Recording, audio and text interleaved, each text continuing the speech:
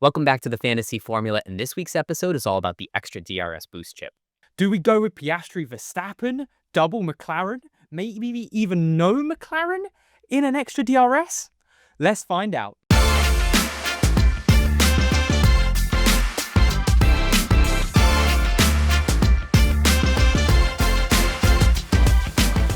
We're starting this week with a little bit of a gag from producer Greg because it's Terry and my birthday this weekend. He's 1 year older, I'm 1 year wiser. What are you going to say? Just another year around the sun. Happy birthday to the both of you. Happy birthday!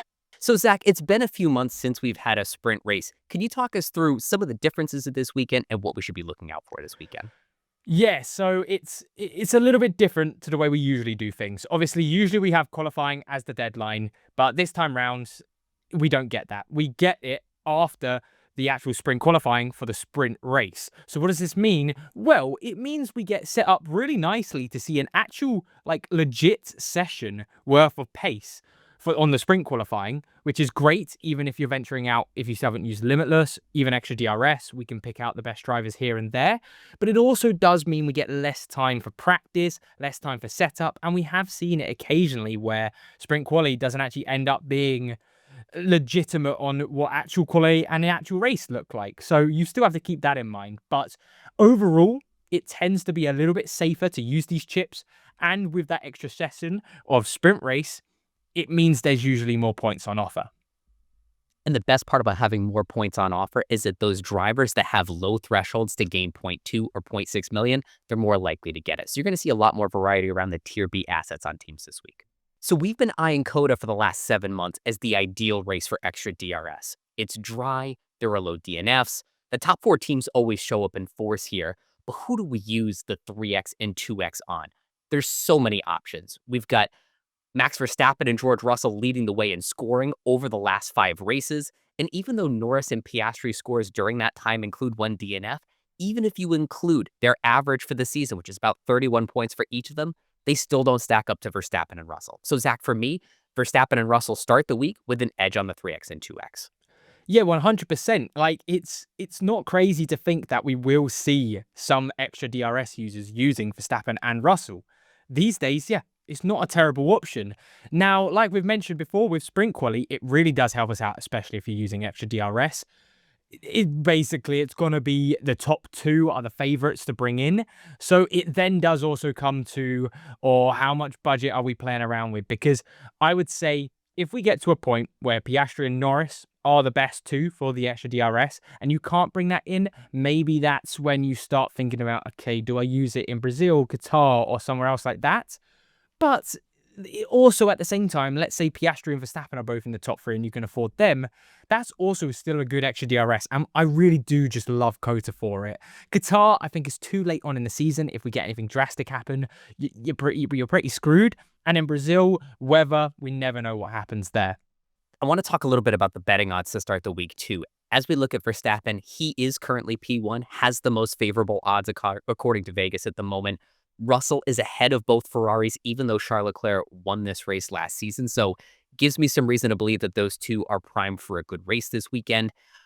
The cheapest Verstappen, Russell, McLaren, Mercedes build comes in at $129.2 million. So not everybody has the budget for that, but there are starting to be more and more teams that can afford that, especially with Russell and Mercedes being a little bit less on the budget side. It does help more teams get into it. But now, Zach, I do want to plan for what if in that 1 free practice in sprint qualifying, we have some parity. McLaren are back out in front and they push Verstappen down. What if Ferrari makes a comeback? Because they had the most points between COTA and Abu Dhabi last season, so they could make a comeback this weekend. What do we do? Do we hold on to the extra DRS boost chip? Because you had mentioned earlier, the last 2 sprint races do have some risk with them. Yeah, I think if especially Ferrari comes back in full force, you then got to sort of look at it and go, okay, potentially, if I can bring in Leclerc and Ferrari and I can still use extra DRS, it's okay. But the one I'm very much worried about, which you can actually see, is the potential use of no negative because of Piastri versus Norris. I'm actually a little bit scared if they are 1-2 after Singapore, just because it looks like it's getting a little bit more feisty between the 2. And I couldn't think of anything worse than using extra DRS and you had Norris and Piastri and they crash into each other. That'd be a nightmare. We thought McLaren were going to wait to go head-to-head until after they locked up the Constructors' title, but on lap 1, they proved the gloves are off now, so we've got to be really careful the rest of the way. So then, taking a little step back and looking at the history to try to see who we can bring in, I think one person does definitely stand out, and we've mentioned it slightly before, and that is Charles Leclerc. Obviously, he was last year's race winner here in the Ferrari. Can they repeat the same thing? I'm not too hopeful. But like we've mentioned, it's quite useful having that sprint quali so we can see exactly where Ferrari are before we do anything. However, Leclerc, if I was going to trust him anywhere, it would be COTA. But again, we also have people like Verstappen. Obviously, with this great run of form he's been on, he's had 6 straight podiums here, 3 race wins. I think Verstappen's going to be another huge pick around here. And incredibly, in F1 fantasy terms, he's actually almost becoming not the differential anymore to the likes of Piastri with just how good his form is. So keep an eye on those two especially. And Max's track history is so important. If you think back earlier this year, we called out his form at races like Japan, which he went on to win, like Imola, where Red Bull were nowhere, and he won that race too. So keep a close eye on his history here. Now, the McLarens, on the other hand, have a bit of a checkered past here. Norris qualified on pole, but then dropped back to P4 last season. He only has 1 podium at COTA. Piastri, meanwhile, finished P5 here last year, but was knocked out in SQ1 for the sprint. So not a very inspiring history from McLaren, but obviously the car is fast enough where they can make us believers right away here. George Russell's an interesting circumstance because he's finished P5, P5, and P6 in 3 races with Mercedes. But if you use the extra DRS boost and Russell as your 2X driver, is a P5 finish enough, or does that motivate you to hold on to the chip?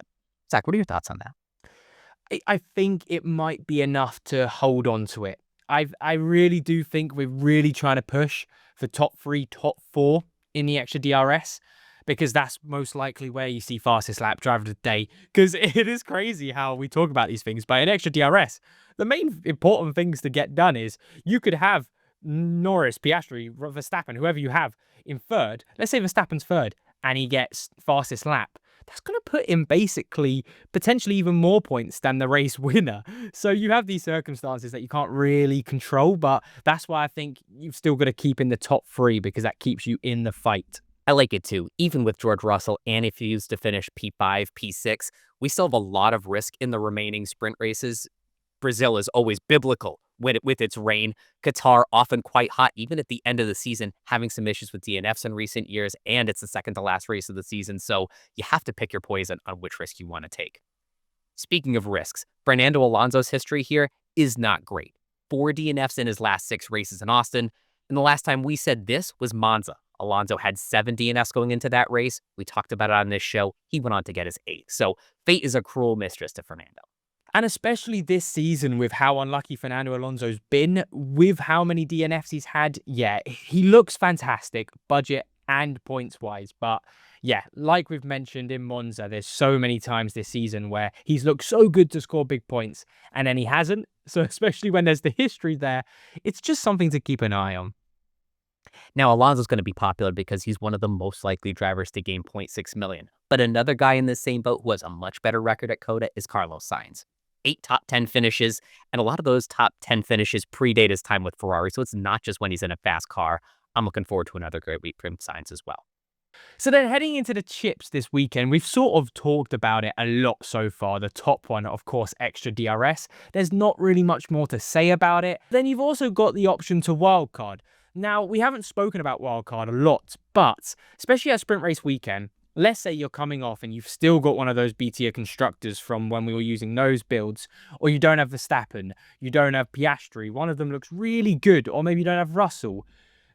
It's maybe the time to use wildcard, because yes, it's not the most effective one at a sprint race, but at the end of the day, you still want to be optimizing your points this far into the season where there's a session extra. So wildcard is still an option, but it's definitely worse than extra DRS and no negative, which definitely still will be a useful option. And then the final one to think about this weekend is Limitless. Of course, if you still do have Limitless, I'd recommend using it.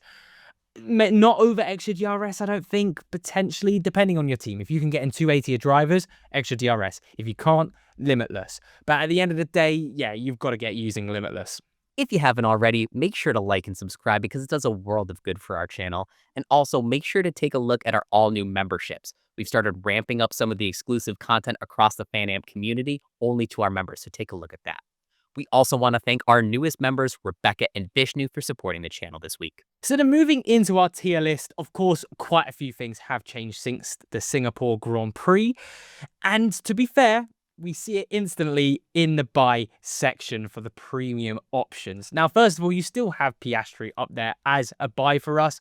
At the end of the day, he doesn't look good on the budget. However, points-wise, he outqualified Norris in Singapore. It got a bit argy-bargy. I still think he's the safe option considering he's the championship leader. And with how cheap he is compared to the likes of Verstappen and Norris, still a great option. You then have Verstappen, obviously that high-scoring option right now, really at good form.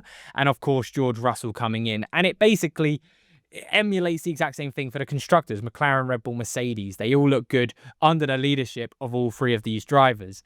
Then you move over to the fence and you have the likes of Norris. Now, Norris, over the last few weekends, been getting very similar points to Piastri. It's just the price. If you're really struggling to bring in Norris and he's taking up too much value in your team, you don't need someone like him. Someone like Charles Leclerc, like we mentioned, could perform in COTA. We haven't seen enough from him in the last few race weekends so far, but let's see what Sprint Quali gives us. And in Ferrari, with their issues, they couldn't go any higher than the fence. I think out of all of the constructors, they're the one I'm least likely at the minute to use. They're just a little bit worrying with those brake issues, just everything going on.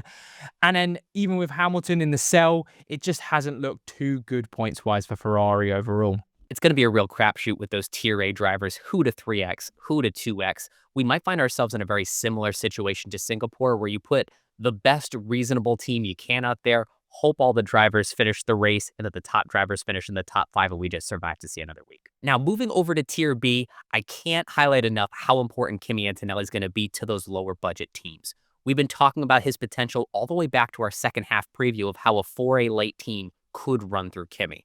22 and 17 points in his last 2 races, respectively. Only needs 2 points to gain 0.2 million. So he is going to be the key to a 4A light build where you can get some of those cost cap gains and a really strong score. And that's going to give you some solid teams in the low 120 million range. And Zach and I are going to walk you through a few of those in just a minute. For the rest of the Tier B drivers, a lot of the familiar faces here. Both Alpines are enabling some more expensive drivers on the top of your lineups. The V-Carb drivers looking as good as they always do. But also keep an eye on Yuki Tsunoda, who's moved up to the fence for the same reason why we like Antonelli. If that RB21 is for real in these last few races, you have a sub $10 million Red Bull asset that could be on the rise. So keep an eye on Yuki too. Yeah, it's actually quite surprising seeing how low he's got on the budget side just because of it's not really gone his way. So I really do like him as a sort of differential B-tier driver now. But yeah, I really want to emphasize the Alpine duo because we have been quite not in favor of them a lot of the time. But especially at a race weekend like this, you've got to look at the budget increases. Now, you've got Sainz, Alonso, Lawson, who look brilliant for increases, which are completely fine. However, on a sprint race weekend, you can get more points. But bar those 3 drivers, that's about it on guaranteed increases.